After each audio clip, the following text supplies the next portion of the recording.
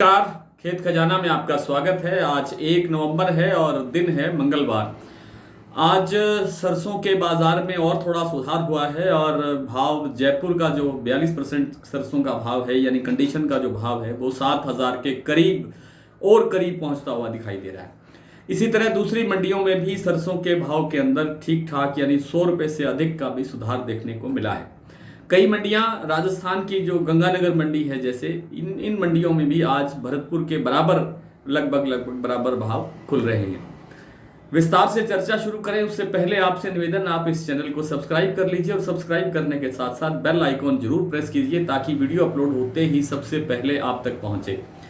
सरसों के भाव आज भरतपुर मंडी का जो सुबह भाव खुला था वो था 6531 रुपये और शाम को इसका भाव अब सुना है 6570 रुपये के आसपास बोला जा रहा है।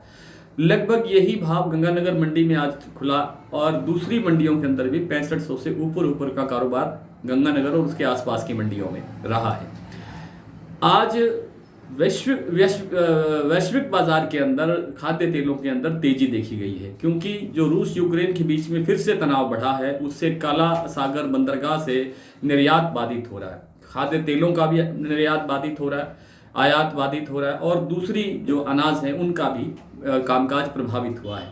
इसी कारण से सोया तेल से लेकर के लगभग सभी प्रकार के खाद्य तेलों के अंदर तेजी आई है। हमारे घरेलू तेल जैसे मूंगफली का तेल है उसके अंदर थोड़ी गिरावट है। वो इसलिए है क्योंकि मूंगफली की अब नई फसल की आवक का प्रेशर बढ़ रहा है, इसलिए बाजार 25-50 रुपये टूटा है। बाजार ये मूंगफली तेल का बाजार अभी और टूट सकता है। सरसों तेल के अंदर आज दिल्ली के अंदर 5 रुपये प्रति 10 किलो का सुधार हुआ है, जयपुर में 1 रुपये प्रति 10 किलो का सुधार हुआ है और इसी तरह से दूसरी मंडियों के अंदर 1 से 5 रुपये तक का सुधार देखने को मिला है।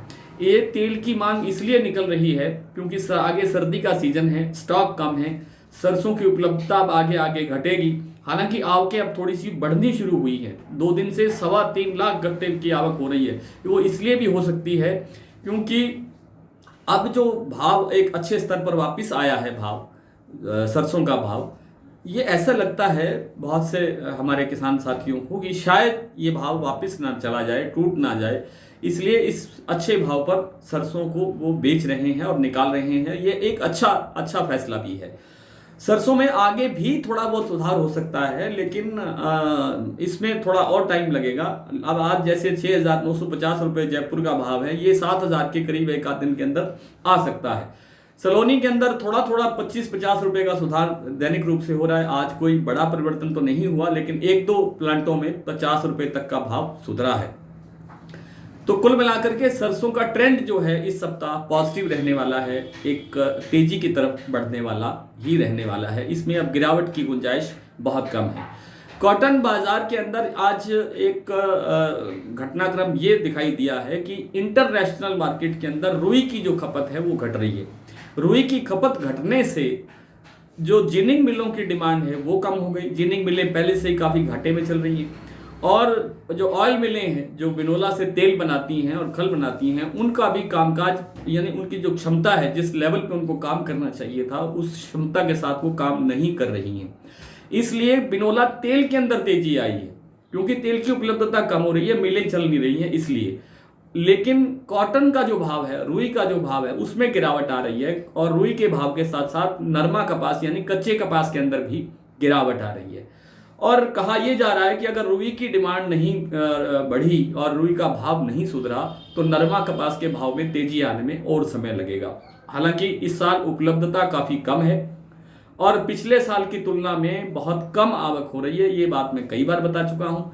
उत्तर भारत की मंडियों में तो विशेष रूप से हरियाणा पंजाब में तो नरमा कपास इस बार बहुत ही ज़्यादा कम है, बहुत बड़े स्तर पर नुकसान हुआ है।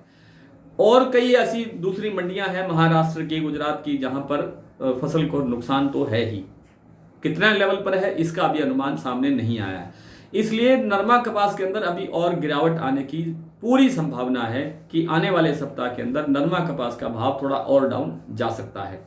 गेहूं के बाजार में तेजी बनी हुई है और तेजी आने की संभावना भी है। आज 2730-40 रुपये का कारोबार दिल्ली के लॉरेंस रोड पे हो रहा है और इसके अंदर और तेजी आने की प्रबल संभावना है। कुछ साथियों ने धान के बारे में पूछा है। धान बाजार में भी तेजी का माहौल बना हुआ है और बड़ी तेजी से, बड़ी स्पीड से जो व्यापारी हैं, जिन्हें निर्यात की संभावना ज़्यादा बढ़ती हुई दिखाई दे रही है, क्योंकि इंटरनेशनल मार्केट के अंदर धान की उपलब्धता कम है।